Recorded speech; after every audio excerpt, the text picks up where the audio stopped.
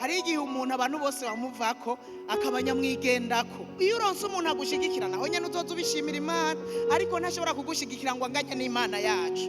Murazi igituma adashobora kunganya n'Imana yacu. Imana iradushigikira ikaba mu ruhande rwacu, iri ndani muri twebwe, iri ndani, ibikora iri ndani, bisigura ngo igumana natwe, ibiri ndani ikabikora iri ndani. Umuntu wageze kuja kuryama acashibuka akagenda, umuntu arushe acagenda, ariko iyo Mana igumana natwe.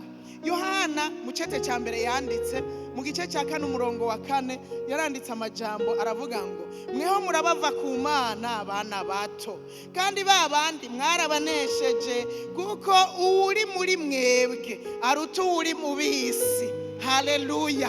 Uwo mugabo adushigikiye, uwo mugabo ari mu ruhande rwacu, ari muri twebwe, kandi araruta abari mw'isi bose. Aruta abatwara amahanga, aruta abatwara les Etats-Unis, aruta abatwara ibihugu bikomeye, aruta abatwara ibihugu bitunze, arabaruta uri muri jewe. No kuvuga ngo uyo aca numa nanje nduta bari abo mw'isi.